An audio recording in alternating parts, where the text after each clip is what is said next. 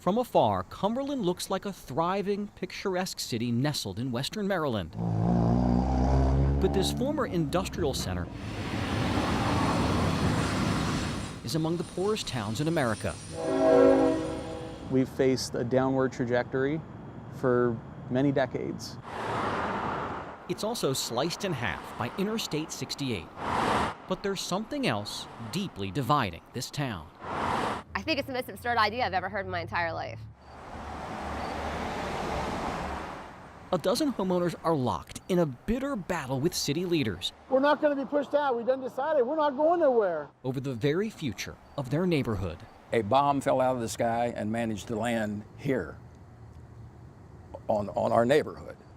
Woody Gordon is talking about Rolling Mill. It's a cluster of 67 properties just south of I-68. More than a year ago, the city identified this area as ideal for commercial development, claiming this blighted, high-crime community could be transformed into a hub of business activity. Could be any mix of lodging, dining, retail. Sean Hirschberger runs the Cumberland Economic Development Corporation. That's the group heading up this revitalization project.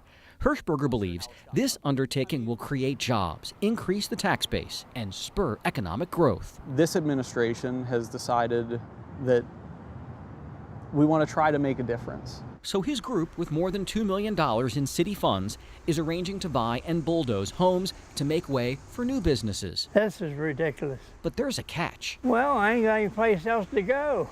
People like Walter Moore still live here. I don't want to go to an old folks' home. And he has no intention of leaving. Well, this is our house, if you know what I mean. That's his bride, Mary. They've been married 62 years. All they want now is to savor what years they have left here. They have no heart. People like us, they treat us like garbage. Get out, you're in our road. We don't want your damn house, we want the land. The land. It's unfortunate that Hirschberger says for the most part, the purchasing of properties has been fair and equitable. we had people that we purchased homes from that were happy to get out of that neighborhood. It's not for sale. But a dozen homeowners, part of a coalition called Save Our Homes Alliance, are holding out. It's my home and I'm not selling. Susan Bolliard isn't budging. My house was built in 1897 for my great-great-aunt as a wedding present. I guess we're kind of troublemakers in a sense. Larry and Debbie Darby say they aren't going anywhere either. I don't think the city likes our sign too much. In fact, the Darbys have made their position quite clear. They're trying to bully us. They hung a huge banner on their home for all interstate travelers to see. They think if they make us uncomfortable enough and miserable enough, we're going to go. That's not going to work. We're not going anywhere. What Debbie Darby is referring to is the state of her surroundings. Redevelopment supporters argue this neighborhood has been an eyesore for years. But it's frankly hard to tell how long these discarded televisions and these decaying armchairs have littered the landscape. This neighborhood was not an eyesore last year. Yes, there were some rundown houses. It's an eyesore now because they have bought so many properties and just let them sit. And if you look at the house next to me, it looks like a jungle. Look around, and you'll see clear code violations like yards covered in tall weeds.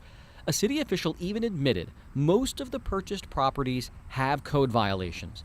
But he added the city doesn't have the time, money, or interest to clean up properties that will soon be demolished. If we have a yard that we need to maintain, that we need to get somebody down there to mow, we'll do so. We just got dropped off a bill for yard maintenance today. So we've tried to keep in front of that. But we found one violation the city should not ignore. Check this out. Look at the home's broken window. Someone could easily get into this abandoned house and climb right up the stairs.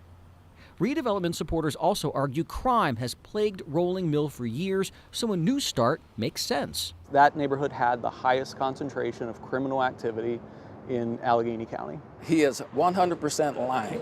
Well, according to federal crime stats from 2014, the latest available, Rolling Mill had a higher crime rate than most Cumberland neighborhoods, but not the highest. In fact, the city's police chief agrees, telling ABC 7 News that back in 2014, this was not the neighborhood he worried about the most. Well, I'm a grown man. It's painful. And if there's one person who thinks the city's logic for leveling Rolling Mill is flawed, it's Woody Gordon. It's painful, but I'm totally prepared to fight it. Gordon refuses to even negotiate. You got the wrong guy. I'm not the guy to pick out to say, hey, you need to get out, make us happy, and we'll make you whole. It doesn't work that way. Just what I said, if you want to make me whole, leave me alone. This 64-year-old retired railroader outlived the three most important people in his life. This is myself, my brother, my mother, and my father. To him, their memories are inextricably linked to his home. To him, giving in would be selling out. And they would flip over in their graves if they thought for a second that I was dealing the house away. There's another reason Gordon cannot bear to relocate again.